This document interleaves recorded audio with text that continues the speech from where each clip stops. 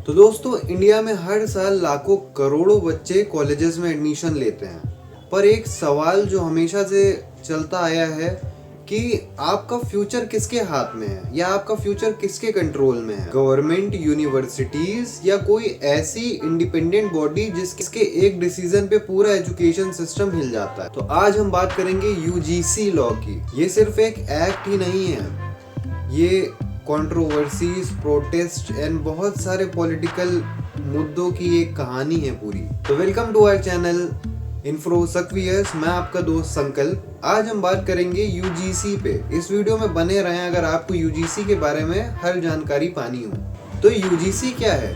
UGC is university grants commission. सुनने में तो लगता है ये कोई गवर्नमेंट बॉडी होगी ना, पर रियलिटी कुछ और ही है। कौन डिग्री दे सकता है, कौन सा कॉलेज लेजिट है, कौन सा फेक है, कौन सा कोर्स चलेगा, कौन टीचर बन सकता है, इनडायरेक्टली पूरा स्टूडेंट्स का फ्यूचर यूजीसी मिनिस्ट्री के अंडर काम करता है। मतलब डायरेक्टली या इनडायरेक्टली स्टूडेंट्स के फ्यूचर पे गवर्नमेंट का कंट्रोल होता है। और यहाँ से स्टार्ट होती है पॉलिटिक्स की कहानी। अच्छा, बात करते हैं यूजीसी को बनाया क्यों गया था, व्हाई यूजीसी वाज क्रिएटेड। तो 1950s के अगर इंडिया की हम बात करें, अपने आप को इमेजिन करिए कि आप 1950s में हैं। अभी इंडिया जस्ट ही इंडिपेंडेंट हुआ है, कुछ ही 2-3 साल हुए हैं बस, है ना। और जितनी भी यूनिवर्सिटीज इंडिया में खुली हैं, जो चल रही हैं, वो इंडिपेंडेंट तरीके से अपने हिसाब से काम कर रही हैं। किसी भी डिग्री का कोई नेशनल स्टैंडर्ड नहीं था।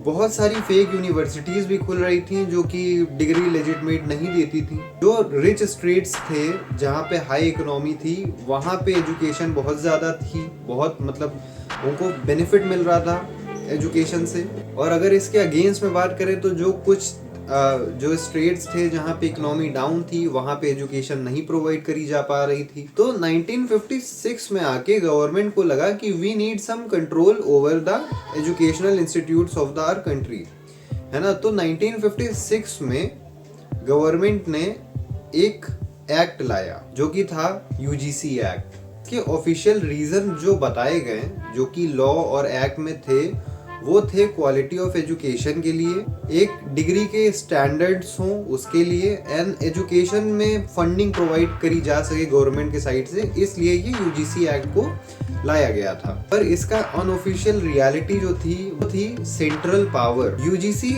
एजुकेशन का एक सुप्रीम कंट्रोलर है इंडिया में। यूजीसी सिर्फ एक एडवाइजर ही नहीं है, यूजीसी के पास पावर है यूनिवर्सिटीज को रिकॉग्निशन देने की, ग्रांट्स प्रोवाइड करने की या रोक लेने की। अगर कोई यूनिवर्सिटी या कोई भी कॉलेज अगर रूल्स फॉलो नहीं करता है तो उसको पनिशमेंट भी देने की। तो सोच के देखो, जिस यूनिवर्सिटी को पैसा चाहिए अपनी फंक्शनिंग के लिए, उसको यूजीसी के रूल्स मानने ही पड़ेंगे। इसलिए कुछ क्रिटिक्स बोलते हैं UGC regulates education like a governmental department, not an academic body. बात करते हैं पॉलिटिकल इंटरफेरेंस की यूजीसी में। यहाँ पे सारी कंट्रोवर्सीज स्टार्ट होती हैं। यूजीसी के चेयरमैन, मेंबर्स, ऑफिशियल्स जो भी काम करने वाले होते हैं, वो सब मेजरली गवर्नमेंट अपॉइंटेड लोग होते हैं। और इस पॉइंट पे अपोजिशन क्लेम कर रही होती है कि यूजीसी एक पॉलिटिकल टूल की तरह यूज करा जा रहा है, जो कि हो सकता है जैसे करिकुलम चेंजेस, जो कि कोर्स चले आ रहे हैं उनमें चेंजेस कर देना,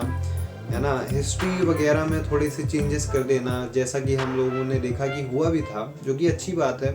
हम लोगों को असली हिस्ट्री पढ़नी चाहिए, ना कि बाबर और औरंगजेब वगैरह। ये जो लैंग्वेजेस डिबेट चलती हैं, आपने देखा होगा, महाराष्ट्र में मराठी बोलो एंड ये वो तू मैं, इन सब पे कंट्रोल पाने के लिए करा गया है। तो एजुकेशन कंट्रोल में है गवर्नमेंट के, ऐसा बहुत लोग कहते हैं, जो कि कुछ पॉइंट तक सही भी है। यूजीसी की स्टोरी स्टार्ट होती है एक बहुत बड़ी कंट्रोवर्सी से।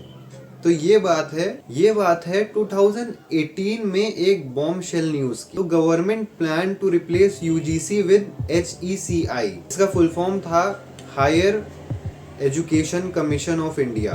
तो जो उस समय की 2018 की रूलिंग गवर्नमेंट थी, उसने ये क्लेम करा यूजीसी आउटडेटेड है।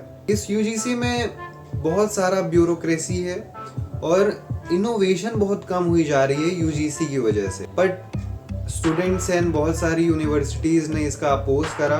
उनको ये लगा या उन्होंने ये सोचा कि यूजीसी हटाने से फंडिंग हट जाएगी, गवर्नमेंट अपनी फंडिंग को रोकना चाहती है, तो इससे जो यूनिवर्सिटीज़ को फ़ायदा मिल रहा था गवर्नमेंट फंडिंग का, उससे यूनिवर्सिटीज़ को फ़ायदा मिलना बंद हो जाएगा और यूनिवर्सिटीज़ अपने पे ही प्राइवेट फंड से ही काम करेंगी। तो इसलिए भी थोड़ा सा इस पे मतभेद हुए थे। बहुत लोगों को लगा कि एजुकेशन को एक बिजनेस आइडिया की तरह देखा जाएगा कि हर यूनिवर्सिटी अगर अच्छा करिकुलम देगी तो वहाँ बच्चे ज़्यादा जाएंगे, जो कि होता भी है अक्सर।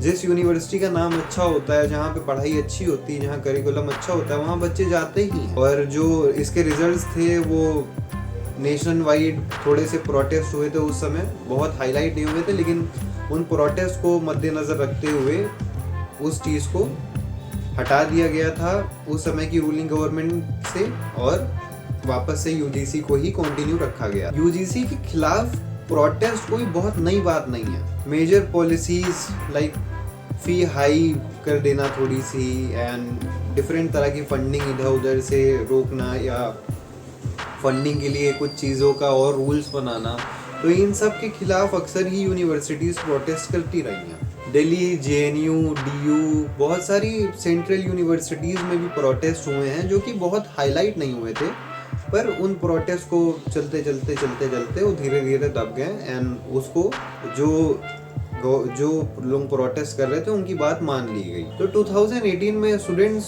को ये फेयर हो गया था कि अगर यूजीसी हटा और एचईसीआई आया तो एजुकेशन अफोर्डेबल नहीं रह जाएगी, क्योंकि यूनिवर्सिटीज़ से अगर गवर्नमेंट फंडिंग बंद होगी तो यूनिवर्सिटीज़ अपनी फंडिंग से अगर चीज़ें करेंगे तो वो फीस हाइक कर देंगे।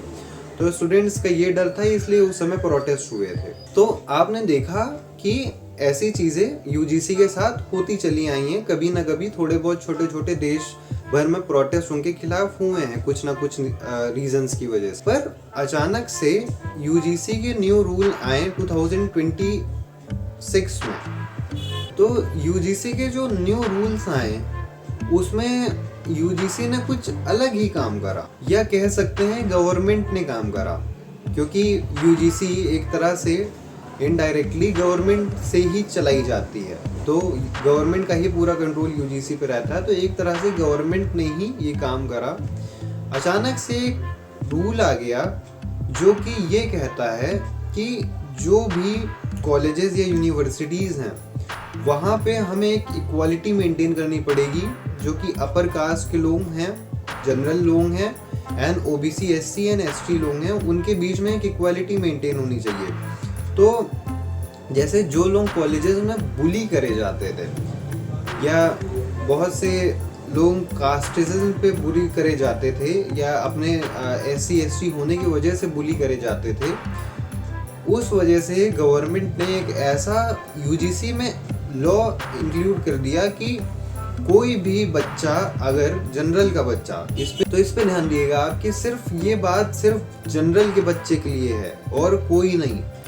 तो सीधा सीधा ये रूल निकला है कि अगर कोई भी जनरल का बच्चा किसी भी ओबीसी, एससी, एसटी के बच्चे के ऊपर अगर कोई भी कास्टिज्म पे जोक मारेगा या किसी भी ऐसे जोक मारेगा जो कि उस बच्चे को हर्ट करता है या बॉदर करता है, तो कोई भी जनरल का बच्चा अगर किसी भी ओबीसी, एससी या एसटी के ऊपर कोई भी कास्ट के ऊपर जोक मारेगा या कोई भी ऐसी बात कहेगा जिससे लोअर कास्ट के लोगों को, बच्चे को अगर बुरा लगेगा, तो वो यूनिवर्सिटी पे जाके उस बच्चे की, अपर कास्ट वाले बच्चे की कंप्लेन कर सकता है और अपर कास्ट वाला बच्चा इस पे कोई भी अपने साइड से कोई भी पॉइंट नहीं रख सकता है। कोई सुनवाई अपर कास्ट वाले बच्चे की होगी ही नहीं, पूरी बात मानी जाएगी सीधे सीधे सिर्फ लोअर कास्ट के बच्चे की। तो ये तो मतलब ये कैसा रूल है कि मतलब अपर कास्ट का बच्चा बच्चा नहीं है, या जो लोअर कास्ट के बच्चे हैं उन पे कुछ आधा दिमाग दिया है भगवान ने, ये किस तरह का रूल है, मतलब ये क्या हो रहा है यहाँ पे। तो सीधी सीधी यही बात थी जो कि आई थी रूल में। अब इसमें बहुत सारी और भी चीज़ें हैं, इसमें ये भी चीज़ें आई हैं कि अगर कोई, जैसे लेट करिए कि देखा ही होगा आपने यूनिवर्सिटीज़ वगैरह में बहुत सारी बदतमीजियाँ भी होती हैं वगैरह वगैरह, एंड अगर कोई भी SC ST OBC का बच्चा अगर फॉल्स क्लेम भी मारेगा, अगर जनरल के बच्चे पे कोई फॉल्स क्लेम भी मारेगा कि इस बच्चे ने मुझे ऐसा ऐसा कहा और मुझे बुरा लगा, तो जनरल के बच्चे पे कार्रवाई करी जा सकती है फॉल्स क्लेम पे भी। मतलब कोई सुनवाई जनरल के बच्चे पे है ही नहीं। ये किस तरह का रूल है कि मतलब यहाँ पे तो पूरी तरह से एक बायसनेस दिख रही है। ये तो मतलब पता नहीं किस तरह से क्या सोच के बनाया गया है ये रूल। एंड जो गाइडलाइंस आई हैं वो सीधा सीधा ये कहती हैं कि जनरल के बच्चे जिस पे अगर क्लेम करा गया है, कोई अगर किसी बदतमीजी या किसी उसका, और अगर ये सही में पाया गया तो बच्चे को डिग्री से सस्पेंड करा जा सकता है, डिग्री रद्द करी जा सकती है बच्चे की, एंड 3 साल तक की जेल हो सकती है उस जनरल के बच्चे को, सिर्फ उस कास्ट पे।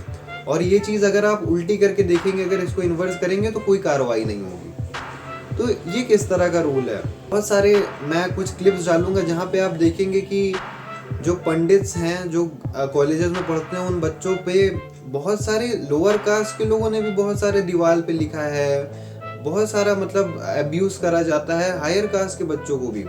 तो गवर्नमेंट सिर्फ एक ही साइड को क्यों देख रही है, मैं ये पूछना चाहता हूँ। और इस UGC एक्ट के खिलाफ बहुत सारे बच्चे, बहुत सारे लोग पूरे नेशन वाइड प्रोटेस्ट कर रहे हैं, और UGC के खिलाफ प्रोटेस्ट होना भी चाहिए, क्योंकि ये या तो क्या सोच के बनाया है ये, या हम लोग समझ नहीं पा रहे हैं। ऐसा तो नहीं हो सकता कि हम लोग नहीं समझ पा रहे हैं, क्योंकि इतने लोग अगर एक साथ प्रोटेस्ट कर रहे हैं तो सब लोग तो बेवकूफ़ नहीं है ना। तो ऐसा तो नहीं हो सकता कि इन्होंने कुछ और करना चाहा और हम लोग कुछ और समझ रहे हैं, तो ऐसा तो बिल्कुल नहीं है। और इस पे अभी बीजेपी ने कोई भी चीज़ नहीं कहा है, तो ये भी एक दिक्कत वाली चीज़ है अभी, क्योंकि वो कुछ भी समझाना भी नहीं चाह रहे हैं। तो कुल मिला के जो गाइडलाइंस आई हैं वो सीधा सीधा यही कहती हैं जो मैंने आपको बताया। तो अब ये चीज़ जो कि इक्वालिटी को करने के लिए करा गया था, इससे मुझे लगता है अब बच्चे जनरल के बहुत डर डर के अपने कॉलेज में रहेंगे। ये इक्वालिटी तो कहीं की है ही नहीं। मतलब अगर कोई बच्चा अपनी यूनिवर्सिटी में कुछ भी कहने से डर रहा है तो ये कहाँ की डेमोक्रेसी है, ये किस तरह का रूल है जो बच्चे को कुछ भी अपने मन का कहने से रोक रहा है। एंड बहुत सारे यूनिवर्सिटीज़ में इसके खिलाफ बहुत सारे प्रोटेस्ट भी हो रहे हैं, जो कि मैं क्लिप्स डाल दूंगा।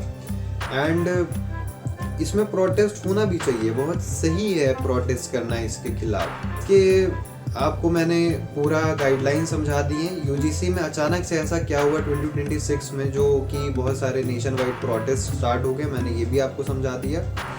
तो अगर आपको UGC सही लगता है तो आप कमेंट करके बताएं, अगर आप UGC गलत लगता है तो आप कमेंट ज़रूर करें, बताएं और टैग करें बीजेपी गवर्नमेंट को कि वो UGC को रोल बैक करें। तो आज की वीडियो के लिए मैं सिर्फ इतना ही करना चाहूँगा। तो अगर एजुकेशन सिस्टम आपका फ्यूचर डिसाइड करता है तो उस सिस्टम पे सवाल उठाना बहुत ज़्यादा ज़रूरी है।